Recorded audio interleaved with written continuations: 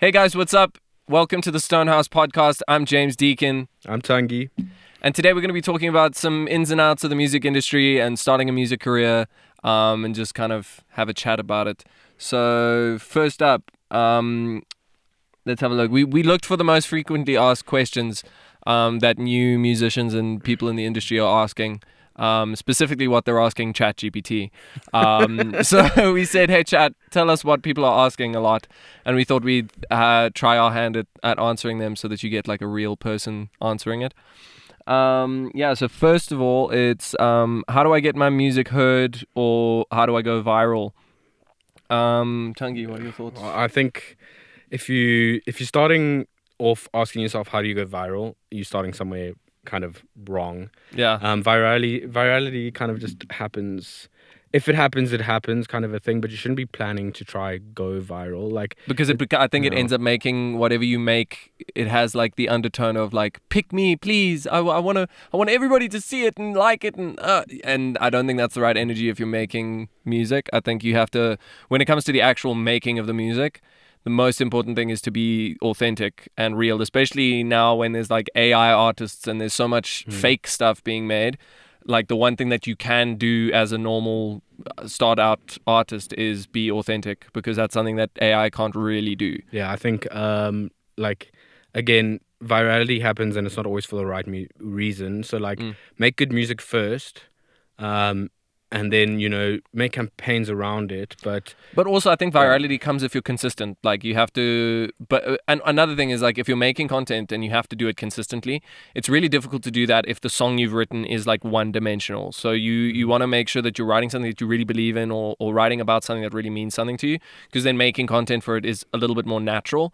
And then it's about consistency. Like, keep making content, keep putting things out to the point where eventually you'll see certain things will work, certain things won't work. Like, there's been plenty of things we've put out that have not worked at all, and other things that have worked, and then you kind of find your niche and then lean in. I mean, like, the amount of fucking times I've seen like the most awful music, and it's just like these really bad artists. I don't want to name any names, but I've seen some really terrible artists that are going viral in South Africa, and they consistently get 24,000 likes on their things. But it's just. But if you go and read the comments, it's like, this is terrible. It's just So which is like, that's one way to do it. But I think the question is being asked. If the question is being asked by someone who's genuinely just trying to make authentic music and try and build a career from it, I don't think you want to build a career based on being laughed at or like being cringe or whatever. Like you can do that here and there, but like it's not gonna last, especially if you're making bad music. There's not gonna be any events bookers or anything that's gonna look at the viral TikTok and be like, shit, we need to get him on stage. Yeah, and you get 1 like million view TikTok. Yeah, that's not gonna pay your bills. But you're never gonna get syncs. You're never gonna get taken seriously. You're never gonna So make good music first. Fans will follow. Also, be aware of algorithms. So they're constantly changing and updating and stuff. And there's a lot of stuff online about how the algorithms are working, that sort of thing. You can't obviously trust everything you see online, but I think it is good to kind of stay up to date with like what the different platforms are looking for. So like what types of content are working. And then also another good thing is to take inspiration from other artists that you like respect or that you like. If you go look at their page, see what they're doing, don't copy, because then that's just inauthentic, but like use it as inspiration. Use it to be like, oh well, I think I could bring my own voice to this type of video type of thing. And what we've been doing at the moment is like we've been branching out with different types of content. So it's like, have your funny ones that it's almost like the viral click, the funny TikTok with the funny hook or whatever. Personality things. And then we also do a bunch of like lo-fi content, just because, you got to keep it consistent, and we don't always have like great ideas on deck all the time. But to stay consistent, if you have a nice batch of just BTS, just of your life, that can help a lot. That's helped us a lot it's to good be able to fillers. It doesn't always have to be the perfect like viral hook video. It can be a couple of days of just what you did that day, like getting in the car, driving around, stuff. So people like to hear that, and specifically if you're trying to push people to listen to the music, that helps as well. Yeah, it's also text. Yeah, I've seen lots of people posting without we have such TikTok brain rot, Subway Surfer, Minecraft parkour brains that we can't listen to somebody without subtitles now anymore. Yeah. And I've scrolled past videos where there's no subtitles because I want to watch on freaking 1.5 speed And be able to still know what's going on. Yeah. So caption all your work. But above all, just be consistent, and it doesn't have to be 3 times a day. It doesn't have to be once a day. If you're posting 3 times a week, make sure you're posting 3 times a week. But if you are going to be going that kind of a route, 3 good quality posts a week, that's what we do as well. But we kind of gap fill with all that lo-fi content in between. Because you also want the platforms to see that you're a creator and not just another person scrolling, because there's a difference, and that's part of how the algorithm works. It'll pick you up and say, this person posts like once a month. They're not a creator. They're just a normal TikTok user who happens to post here and there. But if you want to be recognized as like a creator, then you need to be posting regularly. Consistently, not even. And to regularly. get your music heard, there's another way. We're talking now. All of what we've said has been digital stuff like social media and that sort of thing. But there is a lot to be said for actually going out and playing shows, finding venues, finding people that are your friends even at first, and just go to shows, play your music for people. That's a really great organic way for people to get a connection with your music. Yeah, we've made lots of friends just gigging and whatever. And every time we hosted like a secret party or something, and we've met somebody in the audience that wants to connect with using music, or whatever. You connect with a lot of people. Like, we've met one of our closest industry friends, Danny Lang. He's we've played it with him now a bunch, but he first came to one of our secret parties like as a visitor, just as and he just gave us like a sticker. Yeah, I remember it. And then once I got the sticker in my hand, I put it on my bass case. Yeah. And then on Monday I went and I listened to his whole discography, and we were like, hey, this music's actually sick. So good. And he made 2 brand new fans from us just by going to someone else's show, so he wasn't even on the lineup. Yeah, so go to shows, go to shows. Go wherever you are, go to your local shows, find out who's running the shows, find out what venues there are, and then just go. Even if you're scared and you're like, oh, I'm gonna go alone, bring your friend, bring your girlfriend, bring your boyfriend, whoever it is, go, enjoy, have a good time, and then you're bound to meet people that are like-minded, and that's a great way to sort of build in your local community. And then, I mean, if you look at bands like Le Focolori, they're doing incredibly well. And I think at first I didn't really see much of their content. I found them by just being at a show, and I saw them and I was like, these guys are cool. And then I went and listened to their music, and they've got a crazy fan base. Like, whenever they play a show, it's always packed. And that's just from being consistent and playing gigs a lot and being in the scene. They're not even really on the content game. Yeah, they're not even posting every day. They post regularly enough, but if I wanted to say they needed to build a fan base or whatever off of social media, they're not posting enough, quote unquote. Yes. But they're doing better than a lot of bands who are doing just the social media thing. So I think it's a balance. You have to find a balance between the two things. Yeah, absolutely. Which I think Le Focolori absolutely have, because they're playing every show every weekend. It's crazy. I'm on their WhatsApp group. It's mad. Yeah, that's another thing. Another way to build a fan base is, once you start things going, let's say you play a show, try and get contact of people. Go to your fans on Instagram if you've got a couple of fans, even if you've got 50 people on your Instagram now. Message all 50 of them. It takes you 2 seconds. Just message them and be like, hey, if you want to join my WhatsApp group, or email broadcast list, that sort of thing. Get concrete contact details of your fans, because then you can reach out to them. If you're doing a show, you can directly contact them and say, hey, I've got this show, don't you want to buy tickets to it, type of thing. And that helps a lot. And that can also then feed into one of the other questions, which is how to make money from music. That's the second most frequently asked question for ChatGPT. Don't sign up with Samro. Yeah. Get a foreign passport and sign up with something else. No. Don't rely on Spotify. Yeah, don't rely on Spotify. Yeah, I think it's changed, and it continues to change the way you make money from music. There's a lot of different avenues that you can go down. Like, before, it was hard copy sales, like go sell your CD, and then that's how you made your money. Then that died because it went digital. Then digital got taken over by piracy, and people were just illegally downloading. I remember I used to download all my music from MP3 Skull. Yeah. And so I was part of the problem. And then Spotify was like, we're saviors and we're coming to end piracy and we'll make it affordable for everyone. But then there's been all of the controversy about that and how they've kind of ended up kind of making artists earn absolutely nothing unless you're in the billions of streams. But even then, the margins you're making are less than a quarter of what they used to be back when it was hard copy sales. Don't rely on Spotify. There is money to be made off Spotify for sure. It'll come in very slowly. especially if you're a new artist, you might not necessarily have those monthly listeners. You might not be on those kind of playlists and stuff. Yeah.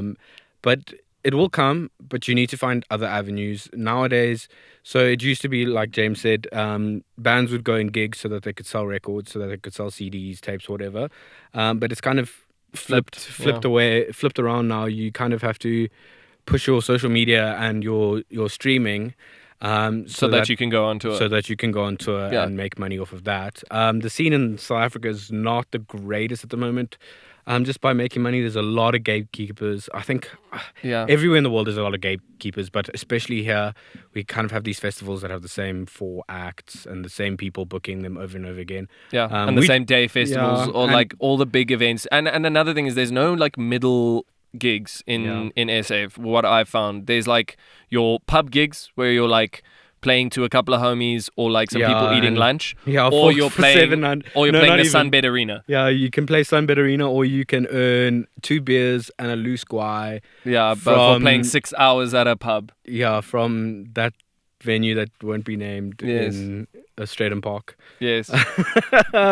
So you can. It's always like that. But I think the gig culture here is changing. Yeah. Venues like Sonage have made a difference. Like that I would say is like the Yeah. mid-tier gigs, but there's so few and far between these venues, and again, it's so difficult for them to stay running, because to keep consistent people coming in, you have to be so diverse and have so much equipment and so much stuff. So there's a couple of people that are doing it really well, but another thing is a lot of bands can't really survive off, or artists can't really survive just off live shows alone, but it does help, especially if you can find something regular like a residency, that sort of thing. Like DJs do this well. They get a residency at a club, they play every Saturday at that club, and they earn the same amount of money.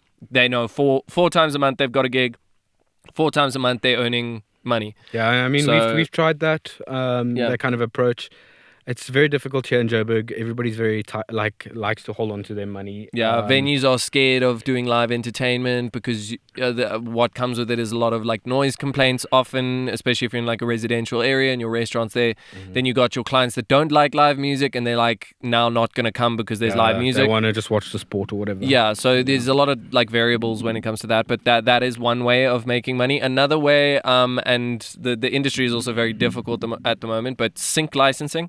So this is something a lot of people don't know much about, but it's basically getting your songs playlisted or used by adverts, TV shows, movies, trailers, that type of thing.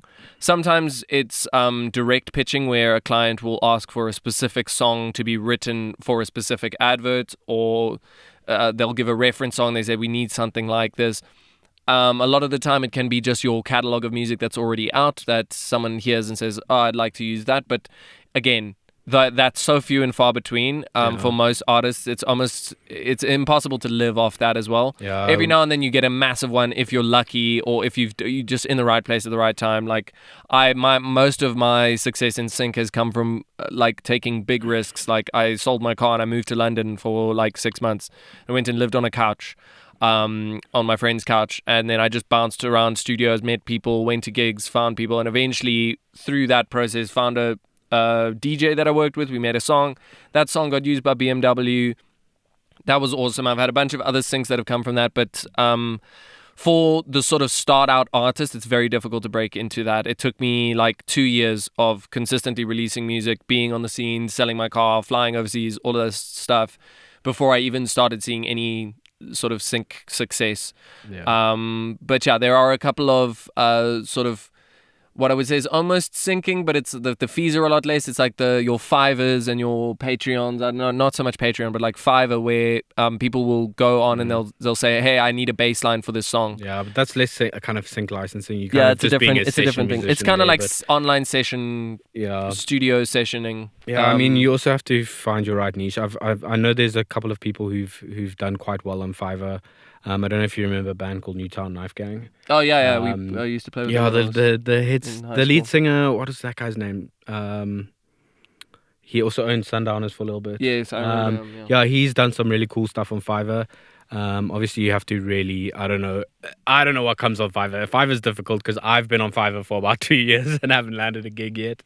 I periodically update that, but that's a tough one. It's like, Yeah, we don't have too much experience in that one. Yeah, it's a gig culture there. So, I think once you get 1 to couple gigs, it'll start to take off. But obviously landing that first gig is difficult. Another thing is sort of selling beats. If you're a producer and you're making beats and stuff, you can try and sell your beats. That there's also lots of online platforms where you can do that. So there's lots of opportunities, little things, but you kind of have to not stick in one lane. You have to kind of be like, I need to be in all of these lanes. So yeah, what helps a lot, like when I first started, I had multiple other jobs I was doing whilst focusing on music, and then it got to a point where I was able to say, okay, cool, I can step away from the other jobs, and now I'm making enough from music that I can just do music. But I think it's naive to think that you can just go into it. Sometimes you can. There is a chance. So if you have the balls, so to speak, and you want to take the leap and be like, yeah, I'm just going to go for it, you can do that. A lot of the time it's not easy to do. It's never easy to do, but there are people who have done it and have been successful with it. But yeah, I think it's important to make sure that you're not sort of relying solely on it, because then it also can become this sort of negative connotation that you have in your mind with music, where it's like, oh, it's like a grind, it's like a graft, and it should be rooted in like enjoyment and creativity. Yeah. It should be. Sometimes, it'll always feel like a grind at some point in your life, even if you are, just doing it for the love of the game, and you've got other things to kind of make your money. There will be times where you'll sit down in front of your laptop days at a time, and you'll feel like it's such a grind, Oh, how is this gonna make my fucking TikTok pop off? Am I gonna make any money off this? Am I gonna be just like sitting banging my head against a brick wall? Yeah. That's gonna happen. I think that happens in any industry. Yeah. But yeah, I think the most important thing is to try and diversify how you're making your money from music, and also just realize that it takes time. Like, you're not going to overnight just start making millions, like it's going to take a long time, and it's a journey. And if you're willing to put in the work and be consistent, and when the times are rough and you're not making money and whatever, if you're able to survive and keep going, then those are the people that end up making it big in the end of the day, I think. Yeah, there's no profession in the world that if you haven't given up 10, 15 years down the line won't be some sort of a success. Listen, you're always going to get your top lawyers and your top doctors and your whatever, but the people who find success in that industry are the people who don't give up. The pipeline is a bit easier for it. I don't want to say easier, but it's a bit more laid out, more established, to become a doctor, lawyer, whatever professional, because that route is very well established. Just go to uni, get good marks in high school, go to uni for this. It's obviously write the bar, write whatever you need to do, and then you become a doctor lawyer. But if a doctor lawyer doesn't find success within the first fucking year of doing it, and they quit, they're never going to be a successful doctor lawyer. Yeah, dude. My doctor has the best lawyer. Yeah. No, I'm a doctor and a lawyer. I tried to sue him, and it didn't work because the lawyer. You're both a doctor and a lawyer. Yeah, so the name's James. James, Doctor Lawyer to you. Dr. Lawyer James. Dr. Ad James Deacon, the musician. Dr. James Ad. Yeah. So that person, even if they don't find success in the first year, they keep going, and 10, 15 years down the line, they'll have a career, they'll have something, even if it's not like they're not fucking Harvey Specter or whatever. They still, probably in a really good place in a firm, or they have a really good kind of freelance thing going. They've started their own practice, whatever it is. Whereas with music, it's a lot more, I would say there's a lot less of an established route, because there's so many different routes and there's so many different things. But again, if you do it like that Dr. Lawyer did it for 15 years, there's no fucking way, unless you're completely incompetent and you're making really shitty music. Or you're just lazy. And incompetent and don't want it. In 10, 15 years, you're going to be somewhere. Yeah. It's just, and you will have built enough contacts and clients and that sort of thing. So it does take time, but it is worth it in the end. And especially if it's your passion and it's what you want to do with your life, then there's no better thing to do, because like for me, it's always been music. It's always been what I wanted to do. So doing it is like the most awesome thing. Even when you don't make money from it, or you have a rough month, or like you're not getting booked for gigs or whatever, it still feels better than if I was doing something I didn't enjoy, Yeah. So and we've both worked jobs we didn't enjoy in other fields. And I don't know, I can comfortably say that even on the worst month, at StoneHouse, I'm happier than I was on the best month that I had working at the previous jobs I had. Yeah, but again, that comes with really wanting it. And if you don't really want it, you're not going to graft it, and then it's not really the right path for you. Go be then a doctor, do it lawyer. as a fun, and be a Be lawyer. a doctor, lawyer. You can. And then go use your lawyer money to buy yourself some nice gear and just have fun with your friends and stuff. Like, that's another way. Like, there's no shame in just doing, like, being a weekend warrior or being a blues lawyer. A blues lawyer. Heavens no, we've worked with a couple of blues lawyers. Yeah, we work regularly with blues lawyers. So yeah, what's the next one? Manager or label? Do I stay independent? Let's step away from the artist questions. Yeah. Let's talk about something that we do. This podcast is proudly brought to you by the Pod Squad. We are Pod Squad. We are a subsidiary of StoneHouse Studios. If you want to yap on the internet, just hit us up. We do this, what you just saw. That's what we do.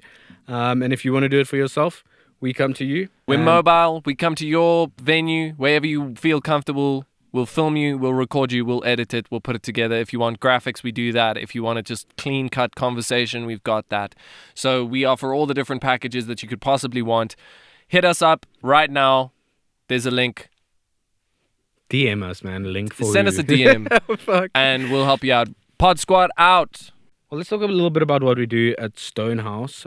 Obviously, I'm touching a bit about this on our social media. If you, follow us on social media. Yeah, here's the ats, you can follow us there. We do quite a lot of stuff here at StoneHouse. Again, it's all about kind of branching out as a musician, Don't just gig, don't just post on TikTok, don't just do this and that. Have multiple avenues. Avenues. But what I want to speak about mostly here is that obviously we have a studio. Yeah. Hey, we're here in it right now. Sitting in our studio that we kind of built ourselves. So let's actually just chat about that process a little bit. Yeah. We started out basically at a producer that I work with named Paul Gala. He was building his studio in Stilby, and Tungy and I made the trip out to help him build it. So we saw how the whole process went. And then we came back. Well, first things first, dude. We had a bedroom. Yeah, to be fair, we were working in a bedroom at first. Yeah, that's true. Yeah, so Paul bring was it back. Yeah. Paul was actually, before he was in Stilby, he was crazy. Before Paul moved to Stilby, he was actually based in Joburg here as well. He was in Greenside, and he had a whole studio, and he kind of, I don't want to say ran away, but he didn't. No. He was tired of Joburg, and he needed to get out and be in the quickly though. He needed in the farms. Yeah, he went to the farms, but he left a bunch of his soundproofing behind. Obviously it was like built into the into the bit walls, logistical nightmare to travel with it, and he had already kind of procured new studio equipment. When he was moving out there. So what we did is we drove to that house in a Corsa Light with a trailer attached to it, which was hilarious. And we just pulled all the soundproofing off that wall and out of the roof and everything, and we were covered in this really itchy, and it was stuff from like the 80s. It was literally like not good for us. Fiberglass, it was like asbestos in your teeth kind of a thing. So we pulled all of that out. And did some like corner posts and just like a couple of hanging, what would you call them, panels. And like we had no idea how to soundproof a room. No idea. We just had a bunch of like itchy soundproofing stuff. We had a bunch of itchy and no experience. So we just covered the room with as much as we could. And we also just spent way too much money on those like, I don't know if you've seen those YouTuber triangular foam things that we stuck on the roof. We bought like 40 packs of those because we bought one pack. We're like, that'll be enough. It was like 24 squares. We're like, that'll be enough for the whole roof. Sick. And we like started doing it. We're like, we're going to go like pad to pad. So there's going to be no gaps and it's just going to be pure like soundproof roof. We're like, sick. We do one pack. 24 didn't even get one line of the roof like from side to side. So we were like, oh fuck. Yeah, eventually we bought out Take-A-Lot. We bought every one that Take-A-Lot had. Yeah. Which was so stupid. And then we covered maybe half the roof with everyone. So we had to go into town to the manufacturer. To the manufacturer before Take-A-Lot. The people who Take-A-Lot bought it from. We had to find out who that was, go to them, and then we bought them out of theirs. Yeah. And eventually covered the whole roof in it. And it looked looked cool, and it did. It looked very cool. It kind of did something, I think. I'm sure it did something, but yeah, anyway, we had that going on, and then we went to Still By, because Paul had just moved from the Free State to Still By, and he was still building his studio in a garage, and we managed to kind of get a hold of his designs. Yeah. And because we were still helping him, he was still building the studio when we arrived. Yeah. So we were helping him. Actually like helped with a lot of the different parts of the process. So then when we came back, we were like, why don't we just, instead of doing it in the bedroom with the like million panels on the roof, why don't we just like try and do a similar build as what Paul did in his garage? We had an extra single garage that was kind of a storeroom. I was like, it's going to be a bit of a mission, but if we clear out all like the chemicals and whatever stuff that's been stored in here for years, we can kind of convert it into a studio that's a lot more usable, soundproof, got a lot more space. We didn't quite crack the space thing. It's a bit small in It's here. a bit small. We love it. But still. I mean, we've good. had a drum kit in here, so you can get a whole band in here if you want. It's just you're not exactly going to be able to like run a half marathon, as well as play the drums. But like, who needs to? Yeah, so we also didn't use any laborers. You know, we musicians, we don't have endless flows of cash. So we did all of the handyman work ourselves, and we had no experience doing it, but we just figured it out. Oh, well, we had a little bit of experience. Yeah, from growing up, helping Paul and whatever, and he helped us with. I know, and like a little bit of handyman work. We did pay an electrician to fix the lighting because we didn't want to touch that and get electrocuted. But also that light was so loud. Yeah, there was like a giant fluorescent light that just made the most amount of noise. Yeah, so we had to pull it out, put some downlighters, and all in all, it took us about 8 days to convert this from a garage full of chemicals and rubbish to like a fully working studio that we're currently using. So that's another thing. As a musician, you got to be resourceful, and if you find ways to do things cheaply or do them yourselves, always go for that option. Because you're gonna learn skills in it, and it helps. And then also I'm so proud of this room. Like, I know that every single part of this was done with our own two hands, you know. And that's something cool. Like when you step into it in the beginning of a day and you come into the studio and you're like, I built this. I don't know, it's got a good feeling.